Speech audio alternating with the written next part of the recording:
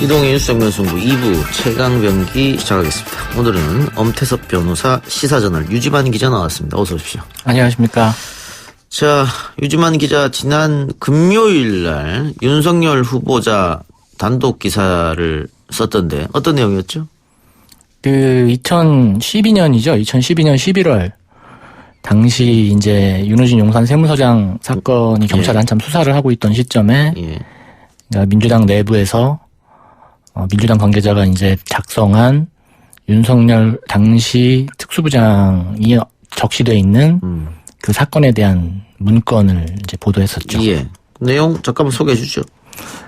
그 문건은 이제 민주당 내부에서 작성이 된 문건이고 그 내용에는 이제 당시 윤호진 전 용산 세무서장 사건에 대한 이렇게 많은 얘기들이 들어 있습니다. 예를 들면 당시 윤석열 후보자가 당시 이제 윤호진 전 용산 세무서장 골프 접대, 향응 접대의 고정 멤버 중에 한 명이었다. 다른 몇 명의 검사들과 함께 거론이 됐었고요. 민주당 내부 문건에 나와 있는. 예. 그리고 그 경찰이 당시에 그 골프장이죠. 이제 인천에 있는 골프장인데 골프장에 이제 골프를 친 사람들의 명단도 확인을 했고 이를 압수수색하기 위해 영장을 요청했지만 검찰이 계속 기각을 했고. 그리고 그 사이에 윤호진 세무서장이 해외로 도피를 했다. 그리고 당시 이제 거기에 또 나와 있는 부분 중에 하나가 당시 사건을 그 중수부에 근무했던 이남석 변호사가 변론을 맡았는데 그 이남석 변호사가 선임된 이유는 당시 사건을 맡았던 그 윤호진 사건을 맡았던 형사 3부 부장의 고대 선배였고 그 이유 때문에 됐었고 그다음에 윤호진 전 서장의 핸드폰에 윤석열 부장이 소개한 이남석이다라는 문자가 확인이 됐고 뭐 이런 내용들이 다 이제 포함이 돼 있었습니다. 포함이 돼 있었는데 일단은 관련 사안에 대해서 청문회에서 공방이 오간 것 같습니다. 윤석열 후보자가 골프를 친 적은 있다라고 인정을 했고요. 골프와 식사 뭐 한 적이 있다라고 인정을 했고요. 다만 접대는 받지 않았다 이렇게 얘기한 것 같고. 그리고 이남석 변호사 건에 관해서는 자신이 소개하지 않았다. 고 했는데 이제 뉴스타파 보도가 나오면서 그게 이제 낮에 저녁 때까지의 이제 상황이었죠. 하루 종일 이제 그런 사실이 없다. 왜냐하면 당시 사건에서 이제 다른 건으로 걸리는 건 없었는데 이제 윤석열 후보자가 변호사를 소개해 줬느냐. 이제 이 부분이 쟁점이었는데 계속 소개해 준 사실이 없다라고 얘기를 했는데 밤중에 이제 뉴스타파의 보도가 나오면서 거짓말을 한 거 아니냐라는 논란이 상황이 있었죠. 그리고 나서 날이 바뀌어가지고 결국은 이남석 변호사도 또 윤대진 검사도 다 뉴스타파 보도가 사실이 아니다. 나를 보호하려고 얘기했던 거고 이남석 변호사도 선임되지 않았다 자기는. 또 이렇게 얘기했으니까 그 민주당 문건이 맞는지 안 맞는지 조금 더 두고 봐야 할 것 같습니다. 그래요. 어쨌든 뭐 우리 유 기자는 후속 보도 또 준비합니까? 계속 취재는 하고 있습니다. 알겠습니다. 기대해 보고요. 자, 오늘 주제는 일단 북한 목선 초소 근무일병 자살 사건부터 얘기해 봅시다. 육군 23사단 소속 일병이 어젯밤 한강에 투신해 숨졌는데요. 육군 23사단은 북한 목선이 삼척항에 들어올 때 해당 지역 경계를 담당하던 부대였는데 일단 군부대에서는 그 사건하고 이 투신 자살 사건하고는 관계가 없다 이렇게 얘기한 것 같습니다. 일단 정일병이라고 하겠습니다. 정모일병인데 정모일병이 이제 어젯밤에 원효대교에서 이제 투신을 했는데요. 당시 이제 이 병사가 이제 정기 휴가를 나와 있는 상황이었습니다.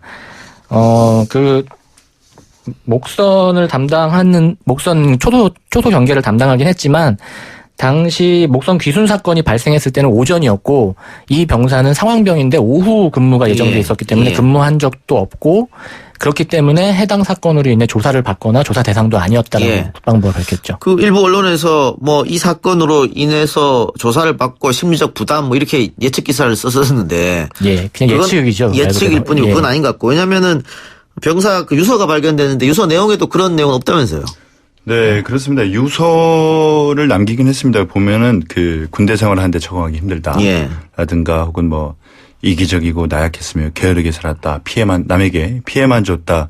뭐 이런 식의 이제 유서가 발견이 됐고 경찰 측에서도 뭐 부대 내에서의 어떤 가혹행위라든가 뭐 이런 내용도 전혀 적혀 있지 않았다라고 지금 얘기는 하고 있습니다. 근데 뭐 저희도 다 군대를 다녀왔습니다만 그렇게 큰 일이 벌어졌는데 일개 사병 그것도 일병에게 누군가 부담을 주고 이러지는 않을 것 같거든요. 이게 그렇죠. 저도 뭐 병사 생활을 해봤습니다만. 예. 예.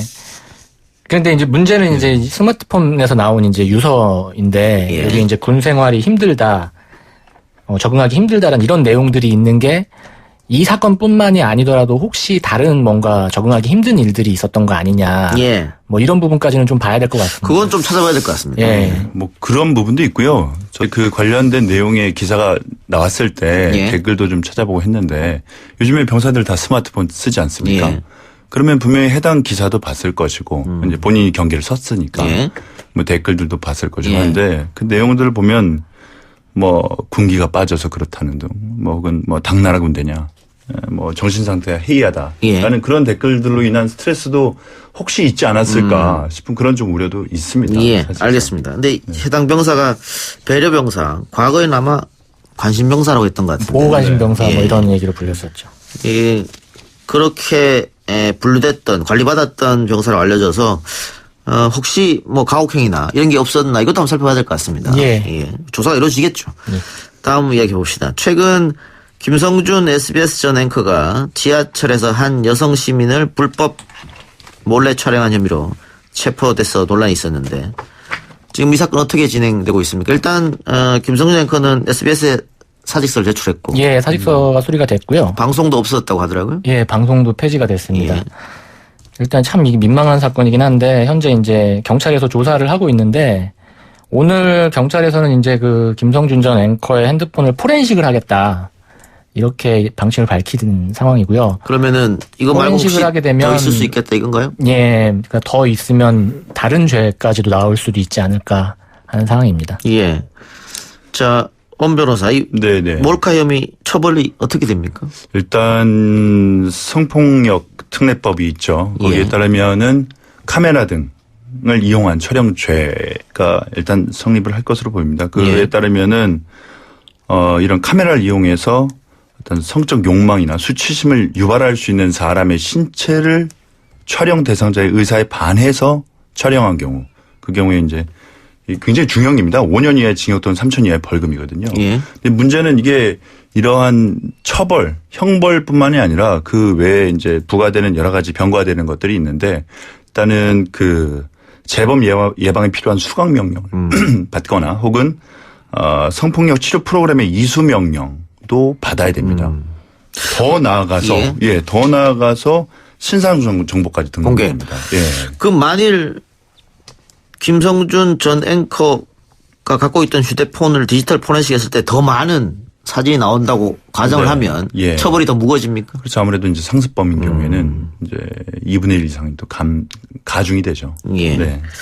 김성준 앵커가 이번 사건으로 사표를 제출했고 방송도 폐지가 됐는데 굉장히 오래된 방송임에도 불구하고 폐지가 됐습니다. 그런데 일각에서는 정규직인 PD나 이런 사람들은 방송이 폐지돼도 일자리를 잃지는 않잖아요. 그대로 가는데 작가분들 이 방송의 작가가 꽤 되는 걸로 알고 있는데 하루아침에 직장을 잃어버렸단 말이죠. 예.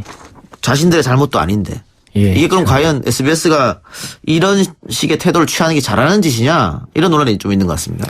그러니까 SBS 입장에서는 좀 단호한 조치를 취한다라는 거 좀 액션을 취한 것 같아요. 그러니까 김성준 전 앵커가 뭐 갑자기 이렇게 일이 벌어졌으면 모르겠는데 과거 방송 메인 뉴스 앵커를 할 때 보면 비슷한 류의 사건이 있을 때 굉장히 좀 비판적인 논평들을 많이 냈었거든요.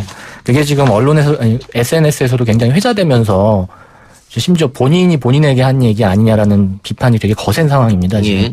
그걸 좀 잠재우기 위해서라도 좀 단호한 대처를 한 것 같은데 문제는 이제 방송 스태프로 같이 있는 비정규직 방송 작가들은 졸지에 좀 피해를 입게 된 상황이죠. 그러니까요. 아니 그 방송 작가들이 잘못이 아니잖아요.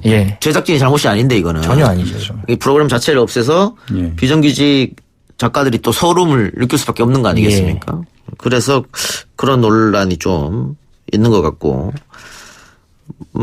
방금 유 기자 이야기처럼 본인 방송에서 몰카 피의자에 대해서 특히 술 먹고 주치 감경은 말이 안 된다, 이해가 안 된다 이런 말을 했는데 이번에는 본인이 술을 먹고 범죄를 저질렀거든요.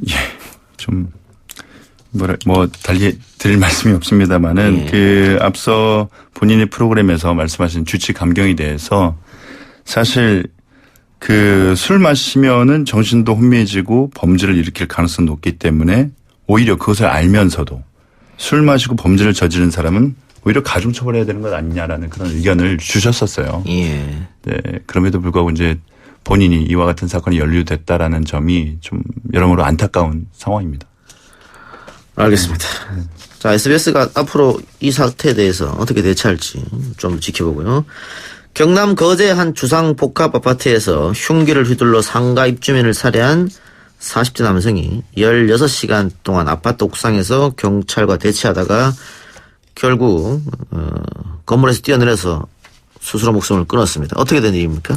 8일 오후죠. 오후에 이제 이 40대 남성이 거제에 있는 한 주상복합 아파트에 있는 건설업체 사무실에 찾아가서 대표인 이제 57세 A씨를 흉기로 찔러서 이제 사망케 하고 이후에 그 주상복합 아파트 옥상으로 도주를 했습니다.